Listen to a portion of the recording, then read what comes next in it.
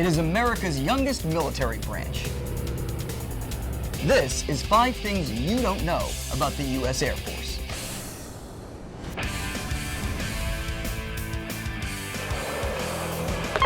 Flight 611, we got him moving. We're going back to buttoned up.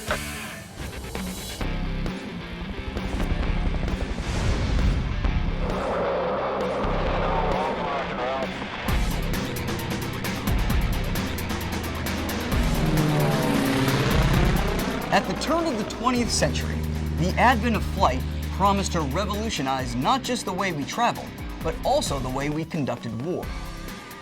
To harness this newfound power, the United States Army began incorporating aircraft into its inventory during World War I.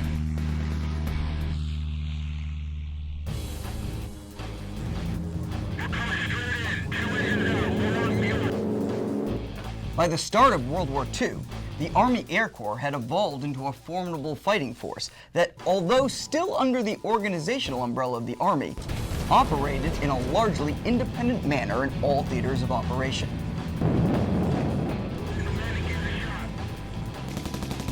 Throughout the war, the Army Air Corps continued to experience tremendous growth, and so, on September 18, 1947, it officially split from the Army, making the U.S. Air Force the youngest of America's 5 service branches. Interestingly, the split was put into effect through the signing of the National Security Act of 1947, which also happened to create the Joint Chiefs of Staff, the National Security Council, and the CIA. Red 2 directly in front of us, sir. Let's be advised, Red directly to our front right now.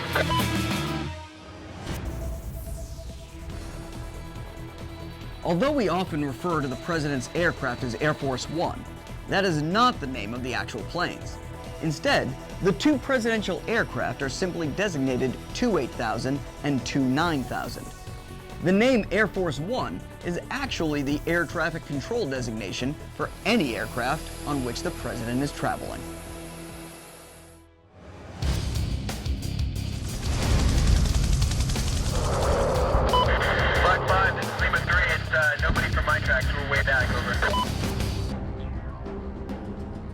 When the Air Force Research Center needed help analyzing high-definition satellite imagery, it decided to build its own supercomputer. But the crazy thing is, it built it out of more than 1,700 PlayStation 3 gaming systems. Known as the Condor supercomputer, the system ranked in the top 40 most powerful supercomputers in the world at the time it was built. Black 566. I was asking Demo 6 if they were going to fire a 3rd rocket, sir. It's no surprise that veterans of the U.S. Air Force often go on to achieve great success after leaving the military. But did you know that 2 former airmen have risen all the way to President of the United States? These 2 men are Ronald Reagan, who was assigned to Army Air Force's public relations during World War II, and George W. Bush, who served with the Texas Air National Guard in the early 1970s. 36 Oscar, over. 36 Oscar, over.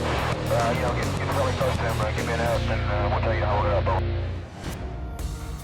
In the 1950s, during the buildup of the nuclear age, the U.S. Air Force underwent dramatic growth. In fact, in 1955, the Air Force had just under 960,000 active duty personnel, its all-time greatest number. But over the following decades, the number of active Air Force members steadily declined at a rate that exceeded every other service branch. While this steady downward trend is partly due to endless battles over Defense Department money and resources, the main reason for the shift is the massive technological developments that have revolutionized the Air Force. The invention of computers, more effective aircraft, satellites, smart weapons, and even drones have all meant that Air Force effectiveness has come to rely less and less on the sheer number of people. As a result, today's Air Force has just about 1/3 the active duty personnel as in the 1950s.